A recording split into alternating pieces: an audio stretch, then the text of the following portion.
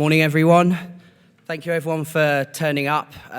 If you're sober, conscious, awake, or all three, thank you very much for coming to see our talk. So you want to red team. My name's Lorentzen Munro. I'm the worldwide VP for Spider Labs, so I oversee the pen testing and red teaming within the company. I'm also a postgrad at Oxford at the moment. I look at things like red team tactics and all kinds of silly things like that. I used to be a pen tester and a blue teamer. A bit of blue teaming. I really like the strategy elements of those types of things. I'm also speaking quite a lot at the moment, so I spoke at Black Hat US this year, which was really cool. I also used to direct B-Sides London, which used to be here, so it's really nice to speak in the same building. And I'm also on the Crest executive, but don't hold that against me. You can tweet me if you want to message about the talk or anything else on the address above. I'll just hand over to Matt, who's going to be doing talk with me. Good morning, everyone. So my name's Matt Lorentzen. I'm a principal security consultant at Spider Labs. So I'm SAS, CC, CCT. I've got some Quest badges. I've sat on a few data center floors in my time, so I'm a jobbing pen tester. My focus in the last couple of years has been around red teaming and purple teaming in particular.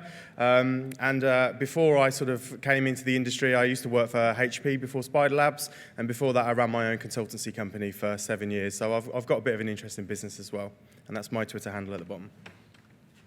Cool.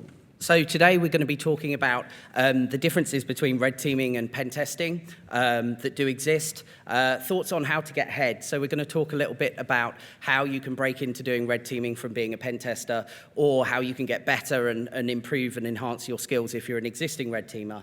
We're going to talk a bit about closing skills gaps, and also Matt's going to present a new framework that he's got called Project Lab Seed, which helps people get labs built quicker and adds lots of new functionality to building labs and running labs that helps you get better at things like red teaming. And then we're just going to summarize the whole thing, and hopefully it'll be interesting. So from my perspective, the difference between a red teamer and a pen tester, if I'm taking the business perspective, is about 50K, in honesty. But in terms of the way that people operate, there's definitely a maturity and an understanding of organizations and enterprise security that kind of underpins this. So it's really important to bear that in mind, that before you approach doing red teaming, these types of things, and delivering these types of services for organizations like pen testing firms, that kind of stuff, you need to think about how well-rounded you are, how consultative you are, and sharing that kind of knowledge, and your understanding of things like blue team. So that's really where I'm coming from a lot of the points that I'm making in terms of the differences between red team and pen testing. There's also technical differences in how they're delivered and the concepts behind them, but essentially that's kind of where I'm coming from my perspective.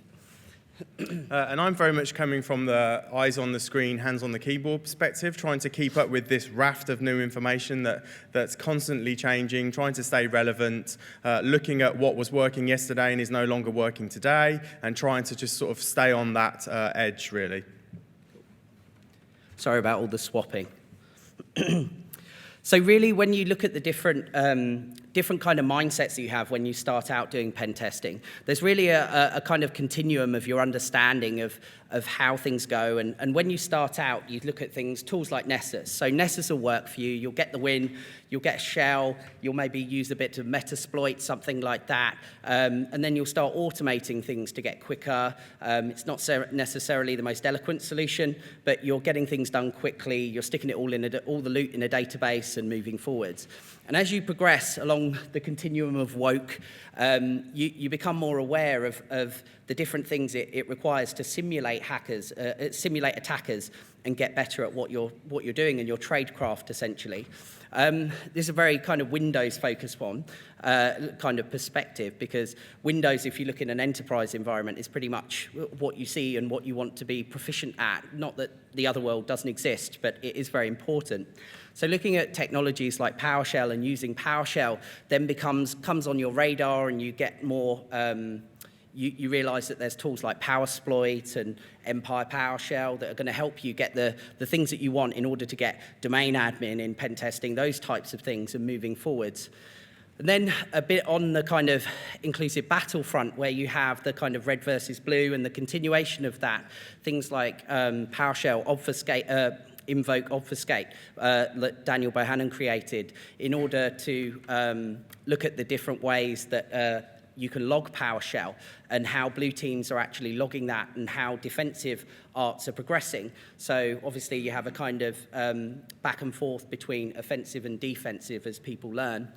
And then moving forwards, things like Lolbin and Lolbas, a guy called Odvar Mo has done a lot of really good work. You can find it on his GitHub around Lolbin. So it stands for Living Off the Land Binaries. So these are looking at all the different mini applications that you have in Sys32 and in Windows operating systems in order to move forwards and kind of use native applications to get where you want. And there's less likely to get caught by AV and other technologies, EDR, stuff like that, to stop you.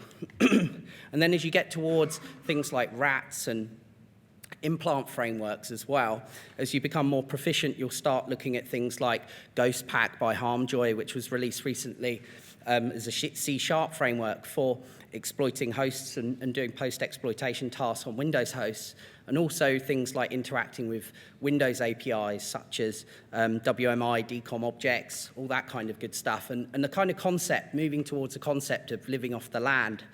Arguably, living off the land's kind of been around a long time, and people have been using small things like doing breakouts on hosts and things like that, even going back to things like Wicked Clowns, little talks that you used to do, really cool talks on popping up calculator and running VB scripts off desktops and things like that.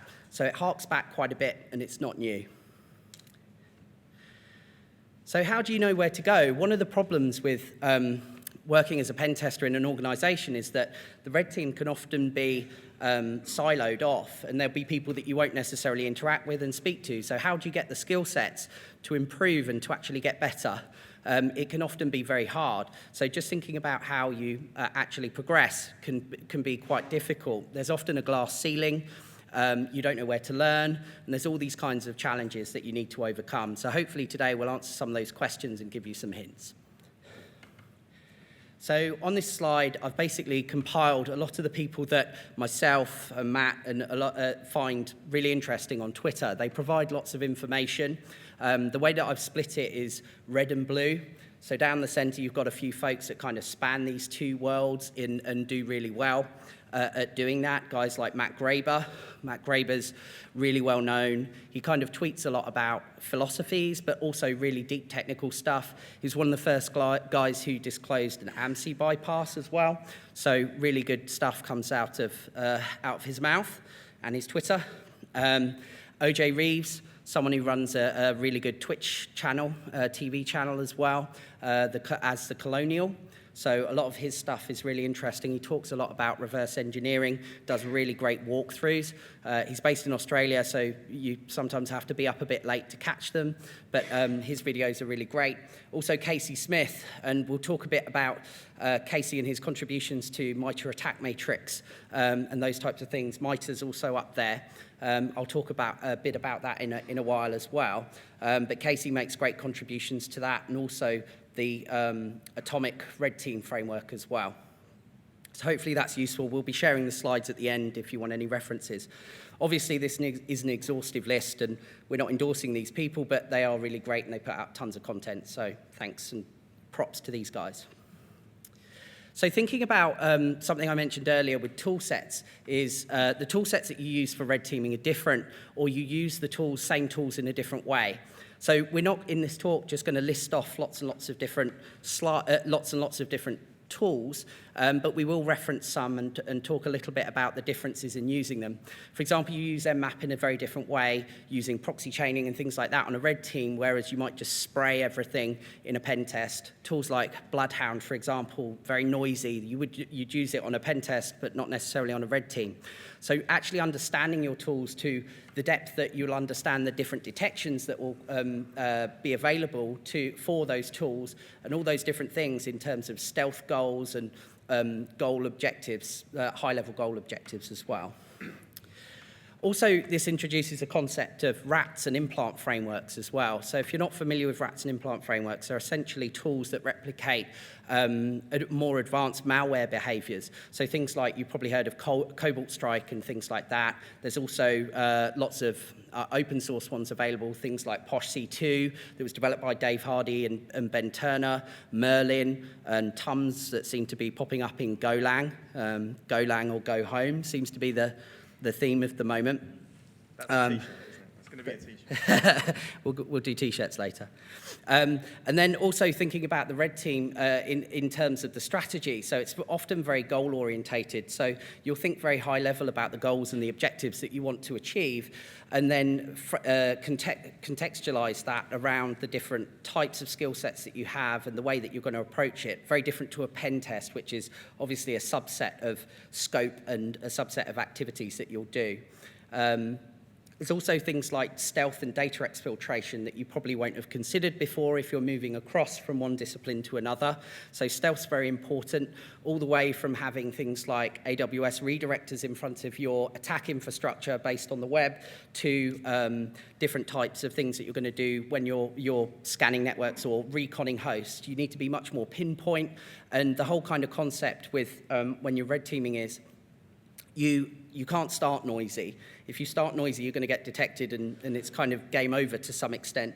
But what will happen is you need to start very quiet and kind of ramp it up as you need to get a bit more automated in what you're doing. But typically, you'll be very pinpoint in what you do. So something that I started about a year ago that was very useful for me, and I talk a lot about internally with the red teams, is what I call Blue Mondays. So every Monday I spend about an hour looking at blue team stuff, because historically for myself, I've always been on the offensive side of things, personally and in my career.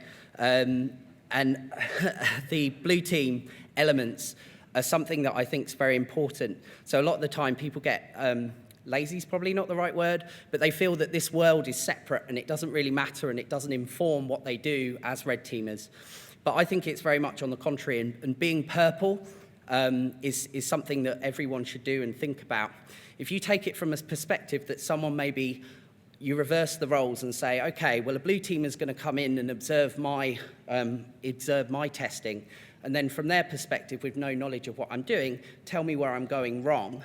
When you flip that on its head, it's quite an odd situation that you would have. So not understanding things like IRPs, incident response playbooks, all that kind of stuff is really important to understand how enterprises defend from a tactical perspective and getting your TTPs in order, but also from the perspective of you've got to give these guys advice afterwards, and if you don't understand what it is and how they operate, then that's really going to be a struggle. Also, the goals of a red team are different. A lot of people think, oh, red teaming's about getting in, it's about penetration, it's about exploiting and pwning.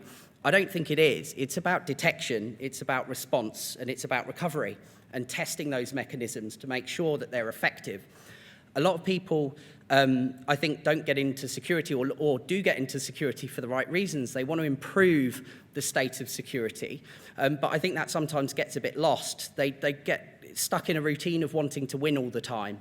And winning is less important than improving the state of security. So being consultative and knowing these types of things and helping out is a very kind of strong belief of mine of what people should do. Also learning things like MITRE ATT&CK matrix. So MITRE ATT&CK matrix has been a very useful thing that's kind of appeared over the last couple of years. So MITRE ATT&CK matrix is essentially a grid with lots of different techniques that you can do. So exploit route, not exploit routes, but attack chains that you can perform against an organization. And it's almost like an audit function. So for organizations who do these types of things, there's also Atomic Red Team that sits alongside that was developed by Red Canary and Casey Smith in particular. How this is really useful for you guys or people looking to do red teaming is where you audit an organization and you look at the the different paths and attack chains that you can actually get and your defenses against them, you can also do that with your skill sets. So if you're looking at MITRE attack matrix and you're saying, I don't know what that is, I don't know what that is, that's probably alarm bells to some extent. Not everyone's going to know everything, but if you're very proactive in developing your skills and what you want to do, looking at this gives you a good reference as to the types of things that you want to be doing on engagements and how you can upskill to get there. So I think that's a very important message. So one of the things is that I found, especially with technical people and especially with red teamers, is there's a kind of disregard for threat intelligence.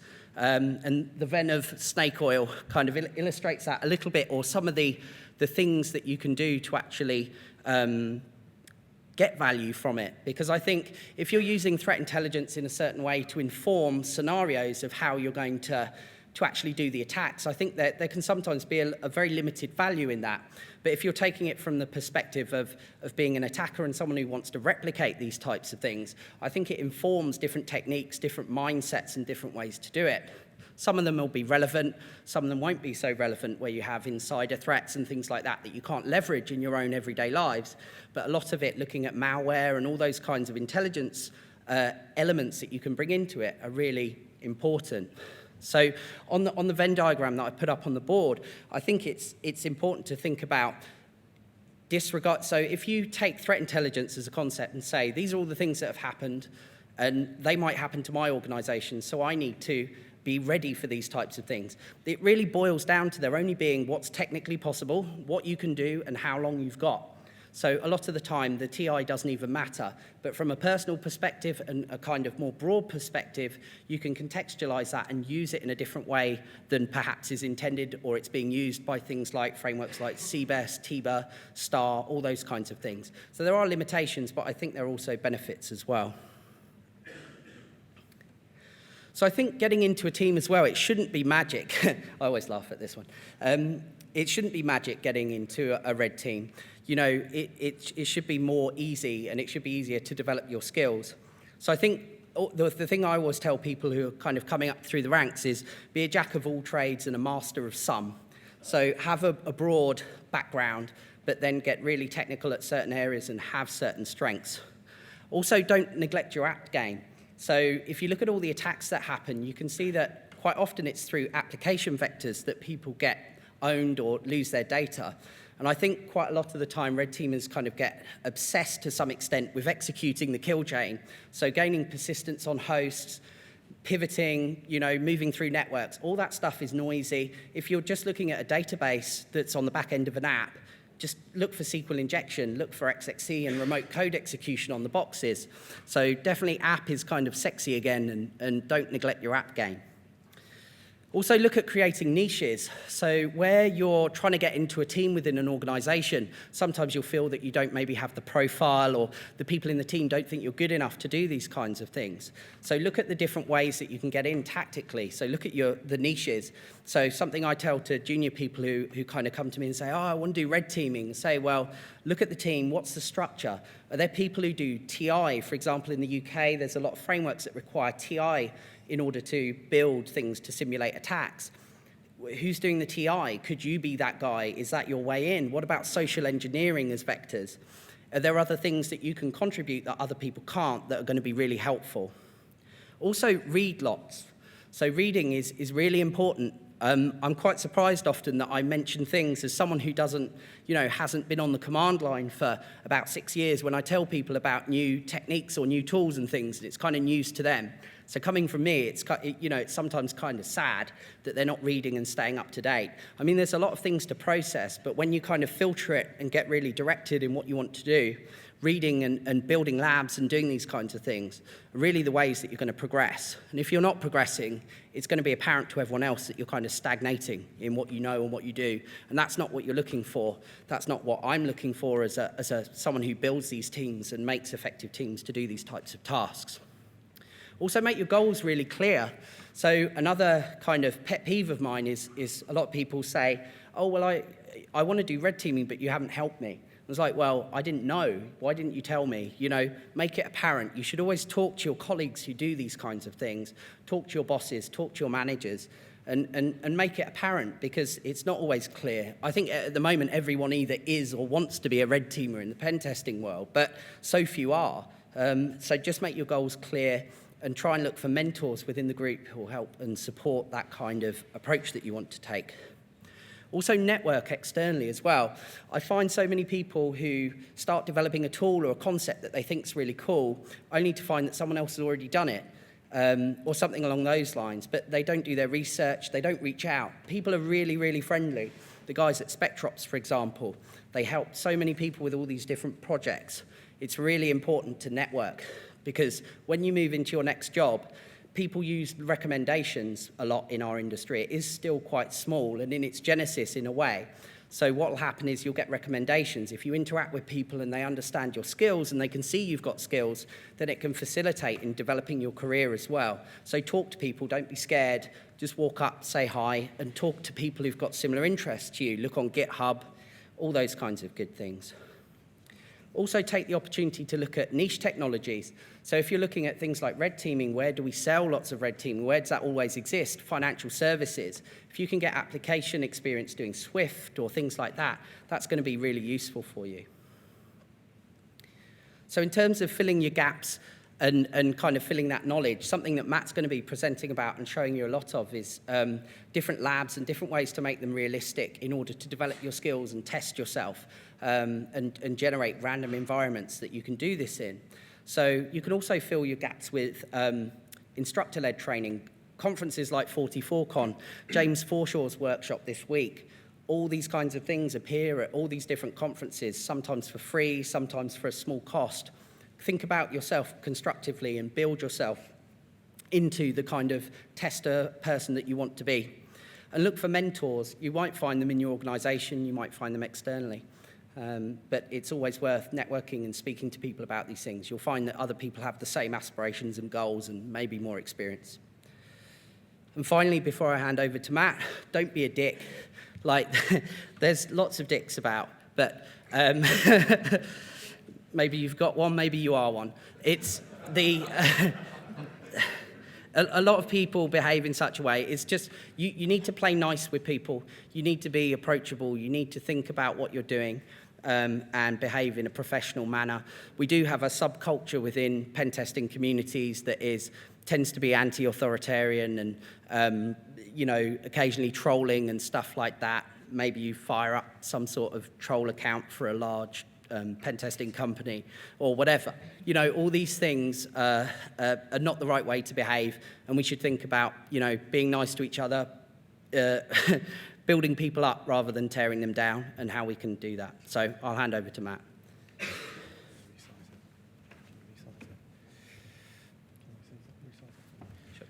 So practice makes perfect.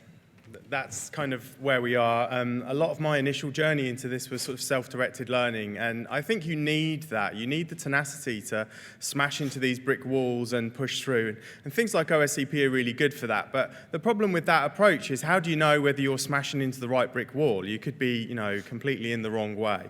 So I think a better mantra for this is perfect practice makes perfect. And not many people look at I haven't met many people that actually really look at their processes and see where they can gain efficiency.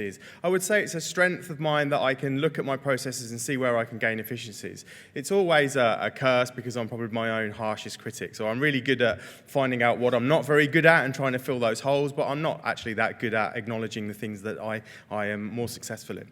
But I follow this through, and there's a great quote from Michael Jordan, the American basketball star, and he's like, you can shoot 8 hours a day, essentially, but if your technique is wrong, all you end up is shooting really badly. It's all about the basics, getting that foundation right. I'm a sysadmin, so, former Microsoft sysadmin, and I think that helps me a lot in understanding networks and structures. And if you ever see any pictures of Michael Jordan, he's always smiling, and it's because he's worth $1.7 billion, because he's spent a lot of time realizing that it's all in his basics, and that's how he essentially built his career. So I kind of look at this from, I know how to build networks as a sysadmin. What are the components that I need to create a representative company so that I can try some of these techniques out? And they basically boil down to these three sections. We've got machines that we need to run. We need a domain structure. Active Directory is ubiquitous. Love it or hate it. That's just the way of the world.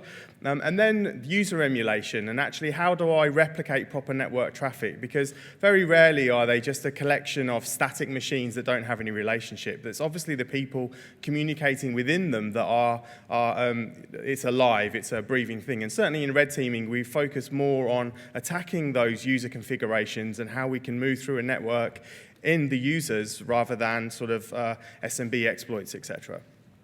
So I started building demo labs. I've been building them for a couple of years now, but if you take this as an example of a demo lab, it's got multiple sections to it. It's representative of a company environment in the sense that it can have nested Active Directory domains, so parent-child relationships. It has a customer network, so there's a Fortis trust in place there, and we can sort of emulate these fairly large organizations. And I want to build big networks. I mean, I have a little network that I carry around on my laptop, but the environments that I really want to build internally, I want them to be 40, 50, 100 machines. I basically want to get abusive emails saying that we're going to have to reinvest in SANs to cover the cost of disk space. I want them to be big, big things, right? And Lawrence screaming at me about the bills. So thinking about building stuff. You can always cheat. That would be a good start. If you just want to get going, there's some great repos here. Microsoft being the first. So if you go to the Microsoft GitHub, there's a PowerShell script that will allow you to just stand up an Active Directory infrastructure. It uses Hyper-V, which is great because it's their tool. Not so great if you want to introduce other weirder machines. And also Hyper-V has a restriction in the version of Windows Server that you can run on it. So you're kind of restricted to anything to 2008 R2 and above. So, maybe if you don't want if you want to replicate older networking, that's not such a great solution. An automated lab is the same type of thing. One that I really like that I've been looking at for a while now is the detection lab project, and that kind of leans to my approach. They use Packer and they look at it's quite intensive in how you build these machines, so how can we make efficiencies with that? And a lot of the seeds of these projects for me, I read a paper from the University of Amsterdam published last year, and Mark Smeets was one of the mentors on that. So if you follow the sphere, he's always got some interesting things to say. And they were basically looking at all of the available solutions against their own approach, and they did a sort of a cost comparison, essentially, as to where it was. So if you look at hypervisors, I'm a really big fan of Proxmox. If you've never heard of it before, you should check it out. VMware is paid for when you start getting into the features that you want. Obviously, Hyper-V is a solution, and you can run things on VirtualBox. But when you're talking about big labs, you basically need somewhere to run this. And it's as I said, it's a known problem. Carlos Perez was just tweeting the other day about it's taken him far too much time to build his home lab, and now he's got to start configuring all of the components. So I really started to focus on this as a way that I could think about improving things. So essentially, Project Labs is the wrapper for some of this sort of stuff, and how can I build these places where I can test these things out? What does my traffic look like on the wire? How can I detect it? How can I look at token manipulation and running DC sync and all this sort of stuff? How can I sort of level up? And I want it to be focused on building these labs without manual control. We've all got better things to do than sit there clicking next and worrying about Microsoft activation keys. And I want to build large Active Directory infrastructures, rich Active Directory infrastructures with lots of users and lots of information inside these Active Directory structures that I have to pull out. And then the final challenge is emulating user behaviors. How do you actually make it look like they're real users and not necessarily collections of scripts? So I'll introduce some tools for that. And then I want it to be introduce entropy and make it random so that even though I've built it, I don't necessarily want to know all the components of this lab. The whole purpose of this is to facilitate my learning. So if I've built it, it's like I'm taking my own exam. So I want to build in that randomness so that I can focus on the principles of what I'm trying to achieve, enumeration, etc., without necessarily knowing the answers for that. And it's a good place to practice DDDIO, which is a term coined by Lawrence, which is dangerous, destructive, disruptive, illegal, or out-of-scope activities. So let's say you actually want to backdoor Active Directory. It's probably not a good idea if you do that on a customer network. It would be a challenge to explain the outcome of that. But still, we should be exploring the ramifications of these things, because as soon as it gets put into a framework, like a golden ticket, somebody's going to click the big red button. So it would be interesting to explore these. So in terms of building machines, my focus is Packer. And if you haven't heard about Packer, it's basically a mechanism for creating a machine image, automating the processes in and out of that, and then deploying it to a lot of places, because one person might want to use Hyper-V, another person might want to push it to AWS. My approach to this is Packer basically has JSON files, so it describes what the machine's going to be like, what happens when it boots up, what happens in the middle, and what happens when it's finished and where it pushes it to. So you would make a base Windows image, and then you would see the rest of the lab from that. You can use the Microsoft 180-day evaluation solution, so that's 6 months for free. You don't care about the nag screens. And this is the point, we want to build that randomness. So we should have a process where we can just squash this lab and stand the whole thing up again and have another free 6 months to do all this sort of stuff. You can see on the slide that here's all the builders that it supports. So basically, it can create images for all of those places, which pretty much covers, I would say, 90% of the market. And if it doesn't have a builder that's supported for you, you can write your own. So this is a solved problem in the DevOps community, in that they do these sorts of things for testing. And I'm certainly borrowing a lot of inspiration from their processes for that. So that's an example of the JSON file. You just define what the VM is going to be called, where the ISO URL is. You can't see that further down, but I've got a video in a sense. It's quite human readable. And then the floppy files, you're basically adding in processes that the machine starts up. So it's going to automate sysprep and all those sorts of things so that you have a unique image. And this is extended from the detection lab. So as a video of that process, basically you can validate that the template is working, and once it validates, you can basically say build. And what it will do is it will go away to the evaluation solution, it will download the ISO for you, and it will use that as a seed. I've already downloaded that solution, so it's locally, it's going to go away, and then it will start going through the build process. As you can see, it's pulling it down, and it's starting the machine through. Lots of manual stuff. So you can choose to install updates or not install updates, depending on what you want. This isn't a 5-minute solution. You can build these sorts of labs in a couple of hours, but the whole point about this is that you're not standing there having to touch this sort of stuff. Installing updates is an interesting one, because it may be that you want out-of-date patched machines, missing patches, and look at that sort of stuff. I'm going to release some scripts looking at how we can automate some of this solution. And the goal is make whatever your own lab is with different network segments. But if you look at this, that's only one piece of the puzzle. The lab is just machines at this point in time, and we need these edge controls in place. So in this example, there's actually 3 firewalls. One which is handling the connections between the corporate and the IT environments, and development, which is a proxy server, and then there's a secondary. Just as in a corporate environment, you have multiple layers of control, and I want that in a lab so that I can look at putting challenges in place and thinking about what my traffic is and what are the controls between the two. So if anybody's heard of it before, I'm a huge fan of Vios, which is like a hardware emulation router. It used to be called Viata. Brocade bought it, subsequently quickly killed off the community edition, but thankfully the superheroes at Vios forked it before it was buried, and it does everything. It's really powerful, and if you've done any Cisco configuration or Juniper work, it will feel very familiar to you. It's actually based on the Juniper standard. And this, just on the right-hand side, there's just some examples of all the things that you can do out of the box. I generally tend to use the firewall, proxy, and the DHCP capabilities of it, but it's very, very powerful. You can emulate site-to-site VPNs with it and all that sort of stuff.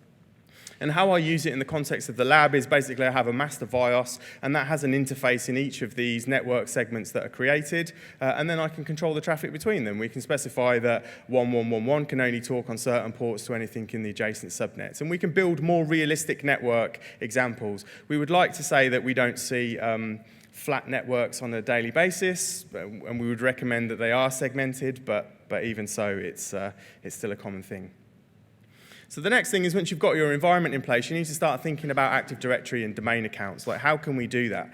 Because as I said before, I want to be able to go through the process of enumerating Active Directory and searching for things rather than necessarily knowing what's out there.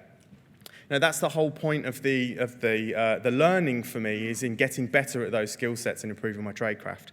So when I'm creating these, I thought, well, what do I actually need to introduce into this seeding approach? I need them to be unique accounts. I want them to be random, so I don't actually want to know what the usernames and information about that person is. I want them to be able to generate random passwords, because that's really good for things like testing out hashcat masking. And maybe you want to do some cracking, drop ntds.dit and test out some strategies about how you can improve your cracking. I want them to be able to choose source lists. Things like the Common Speak 2 source list, word lists are really good. They're action from true real-world GitHub repositories. I like the real password lists as well. They're from passwords that people choose. And also choosing your own source list. I've been on jobs where we've scraped the company website beforehand, and they've been things like beer brands, German beer brands that aren't in common. You have to find them out. So they're very unique to that company, and obviously people that are part of the company tend to affiliate to that, so some of the passwords are choices that are relevant. So we managed to recover a lot of passwords that way, and it kind of made me think, well, I want that ability to be able to provide randomness there, and I want to make it at volume. I want lots and lots of users in lots and lots of places, so that I really have to wade through those details to get to the end. So I'm going to be pushing a tool called User over the weekend to the Spider Labs GitHub repo. It's a tool that uses Faker. If you've ever done any use, it's in Ruby. There's some options there. And it generates a large number of users at random. So I can create 100,000 users in about 30 seconds. I got to 1 million users the other day, and it was under 3 minutes. I mean, that's a big Active Directory to have that number of users. And it basically chooses password lists or the word list that you've specified, and it picks them at random. And it spits out a CSV file with those credentials and a PowerShell file that you can run on the DC. So if you think back to how you could automate this with Packer, that would be part of a post-process procedure to import all of these users in. And there's an example of this at the top. So it's a command line scenario. So you pass in the solutions, and it spits out these files for you. And in the first example, I've got a CSV file, and it's generated 20-character random passwords for all of those users. So that's really good. I can import that into Active Directory. And there's a PowerShell file that it writes for you, which is relevant to that CSV file it's just created. I do direct LDAP connections using PowerShell accelerators rather than using the Active Directory commandlets, because it means that it runs on things like 2008 DCs, which don't have some of those controls. And then the second example is that I've just created it with a word list to do the same thing, basically. So you take the CSV file and take it to a DC, and then you can basically run the tool, and it will import it. It will create an object for each user. It will push them in, and you can really get rich with the types of LDAP properties that you can attach to these users. So it supports names and addresses and locale, so you can create German addresses, Asian addresses, English addresses. And the whole point about this is to bury stuff into the directory that you have to say to people, hey, can you go and find me all of the people that live in this county whose name begins with B? These are all good strategies to build up our tradecraft to try and find where these users are and how they're relevant. I'll fast forward. This was a 10,000 list file that I created, so I'll just skip through to showing you the end. So down the bottom, it's imported 1,000 users, and then when you refresh, all of those users are in there. Now, I don't know any of these people's names. They're all active accounts now that I can now go and start exploring.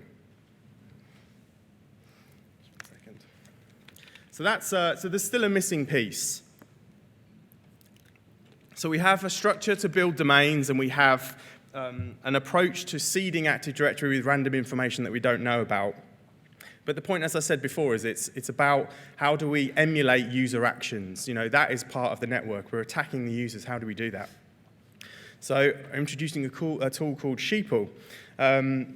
Essentially, it's designed to emulate all of the things that can be represented by a user. If you think about what a user does and how they interact with the system, my goal is really to try and emulate all of that activity and have benign actions as well as malicious actions so that it's useful for both sides of that equation. Blue teamers can use it for detection capabilities to see whether they can find that specific PowerShell download cradle in a massive network noise, rather than being everybody got their sensors ready, right, click, we can see that event. Try and blend things into the noise. And it really came about from reading the paper that I said before, and that they did a large study, and then they found that there wasn't really anything there for users to generate files.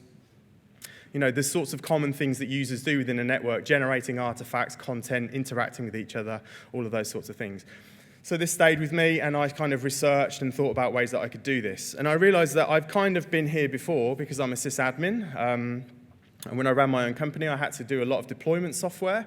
So I wanted to look at ways of automating it. And when I'd get pieces of software that couldn't be deployed or MSI wrapped because they were written in 1995 for Windows 95 and they would just break, I needed a better solution rather than the concept of sitting at 1,000 machines clicking next. So I used a tool called Auto-It for that solution. And if you don't know what Auto-It is, it's a basic-like language. It's freeware. It fully integrates and controls Windows. So it's very powerful. You can hook it in at the kernel level. You can interface with COM objects, but you can automate any part of the graphical interface.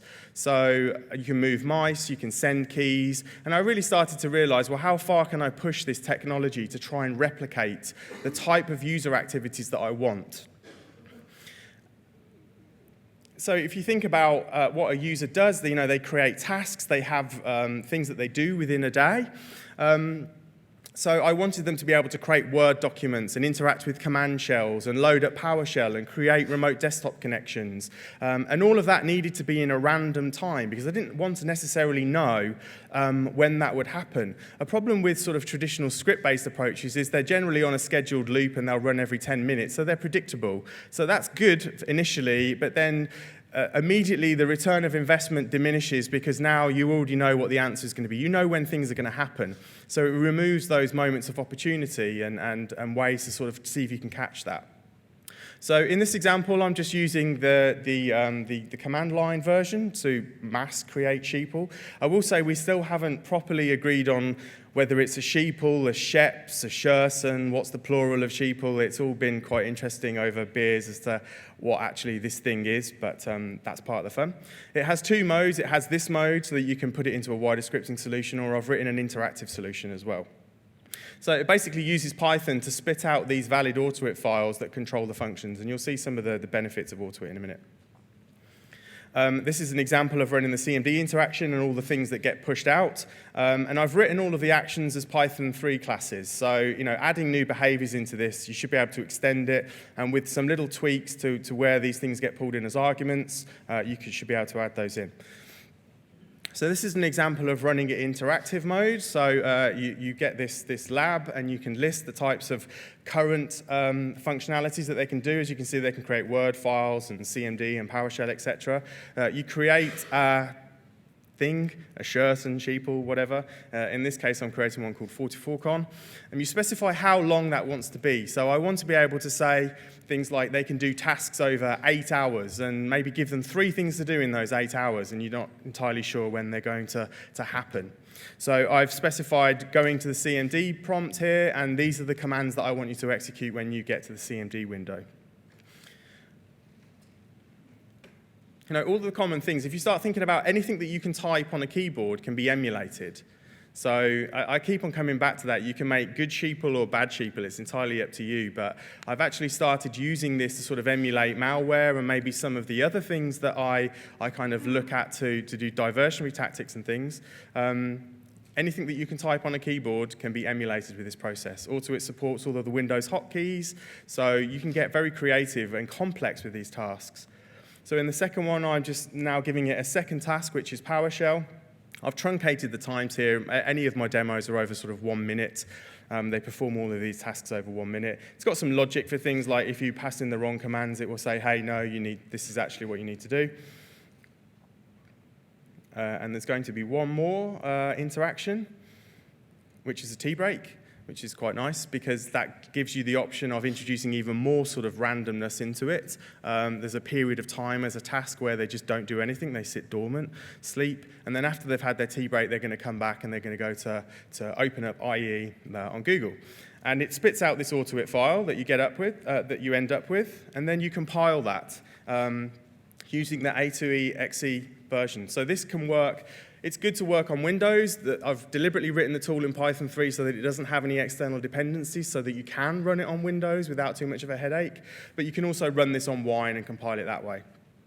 And when you look at the output here, when I run as a process list, I run 44con.exe, which was what I showed you before. And if you look at the process tree, 44con.exe spawns as a child process of Explorer. So straight away, that's really good. Like EDR solutions commonly look at how the process tree is, and Excel's spawning calc, which is a bit of an anomaly, and that's a strange thing. But because we're sending keystrokes, all of these keystrokes can actually be keyloggable. So, I'll show you some examples later where you can intercept the types of things that they're typing. So, that brings in opportunities of copying the keyboard and monitoring that. And you can see as they're typing these commands in, if it needs to spawn a sub-process under CMD, then it will do that. I've pushed the Process Explorer to the front here because one of the challenges with this scripting is if something steals that focus, all of a sudden all of your commands are being pushed into the calc window and really bad things happen. So it has a feature where as soon as it realizes it needs to act with CMD again, it will immediately take the focus back from the GINA and it will bring that window to the forefront. So it's very sticky like that. So it solves those sorts of problems. As you can see, I can minimize it here. Just to try and disrupt the process, but it will quickly open it back up again and it will finish the last command in that task block. So hopefully after a couple of seconds, he's probably potentially on a tea break, but he's going to open up PowerShell and he's going to run all this sort of stuff. So as you can start to think about what you would use PowerShell for, this could be anything. This could be an IEX download cradle to invoke Mimikatz as an example, or whatever you can type on a keyboard, we can emulate. So you just have to think about what your processes are. And a lot of this stuff has been informed by how I actually work anyway, and me looking at my process to think, well, can I actually automate that? Can I make a sheeple do that? And hopefully, when it's finished, I'm mindful of time, he should open IE. I'll skip to the magic. So it all obviously looks like magic. Like Lawrence said, it wasn't magic, but Paul Daniels disagrees. It really is. So if you look at this in a more realistic scenario, so that's the example. It can show you how we can spawn processes, but how can we sort of properly emulate? So my last video is really kind of giving you the full picture of this. So I've got Cobalt Strike running with a beacon active already. I've extended this 44con sheeple that I've created. I don't need to show you how to build that anymore. It's running my sort of go-to IP configs. I'm building in other things, like as you can see, there's a spelling mistake there, so he's quickly back, because if you ever watch me typing, I'm atrocious. So bringing in sort of randomness into how they type and adding in mistakes makes it more difficult for us to try and parse this blob of keylogging that we get back. I think all of these sorts of things are really useful. We don't expect everything to come through. And you can control how fast they type as well. So I like the idea of having chicken peckers that take like three weeks to type 3 commands so that you really have to work with that. And then the next task is going to open up 44con. It's going to open up a Word document. It's going to send the commands to change heading types and all this sort of stuff. So it's pretty fun to think about how you can interact with Word. You can insert pictures and do any of that sort of stuff. Pretty good from that perspective. There's a spelling mistake in there. It has been grepped to be a part of this. So I think we all deserve to be grepped frequently. So I hope you can see that the value in this isn't really so gimmicky. It's about how can I create things that I can then work on attacking and really focus on what my attack process is. So after it's finished, it will save that document onto the desktop, 44con thanks. And there's other tasks, some harder than others. So as I said to you before, I wanted to emulate things like RDP so that, or run as tokens, so that these processes that are being spawned by these things are in the context of another user. Or I can screenshot people interacting with things so that I kind of understand if they're using an application, what does that application look like? A really good red teamer friend of mine was saying that sometimes he just watches. So I'm just spawning PowerShell from CMD because the blue was difficult to see. and it's interesting to show. And I'm just doing like a bits transfer, which is one way that I like to download stuff. So it's just basically pulled down a text file, which is from my web server over a bits transfer, and it's got the content. And you can see down the bottom, that's the header for connecting that. And then I start thinking, well, what else can we do? Like Lawrence has mentioned a lot about Red Canary stuff. So this is basically executing the MITRE TI 1063 example for security software discovery. So if you're a blue teamer and you've got PowerShell logging on, you can just chuck this stuff out there and see whether in your logs you can find out the fact that here is a person that's actually enumerating the endpoint. And as you can see, we've got a positive response for the fact that Defender is actually running there. And then more complex tasks when it catches up. So this is quite hard, like RDP, because I kind of fell into a rabbit hole of nested subcommands where I actually wanted them to be able to enter commands into the RDP sessions that they're then creating. And I've changed some of the logic so that a sheeple can do that. It can open up an RDP connection and it can issue commands into that and then mess around with window focus and stuff. I didn't have an internet connection, so that one failed. And then obviously we see people storing creds in Notepad regularly, so we can stick some creds in there, and that's all available to be logged. And if you look from the Cobot strike, you can see I've received a ton of those keystrokes. This sheeple is a fast typer, so she's probably a PA, I say she, or he. And you can see that these are the keystrokes that I've captured. So you don't get all of it. You can mess around with this. If you ramp up the milliseconds, they type slower and you can get more key logging. And if you don't, then you get fragments of that information that you then have to sort of bolt back together. So in conclusion, I think realistic labs will help you develop your skills. It's certainly been a fun area for me to explore, a place where I can kind of get an interactive relationship going with it, and I can test where I can see what I would expect to work and what not. I want rich Active Directory infrastructures full of information that I don't know, that I then have to go and find. And I think Sheeple is a good solution to sort of emulating user behavior, and I can continue to push the boundaries of that. I've got some ideas for an actual official 1.0 release. That introduce the concept of profiles, where you apply a blue team profile and they will actually pass the event logs and maybe respond to actions based on what they see, like resetting all the passwords in Active Directory would be one solution. So I can extend it. Big thanks to Ed for all the chats about this over Slack of ideas and stuff, and obviously Lawrence for everything, pretty much. And thank you to 44Con for letting me speak. It's the first time that I've actually ever been to the conference, so to have the opportunity to speak here has been awesome. So thank you.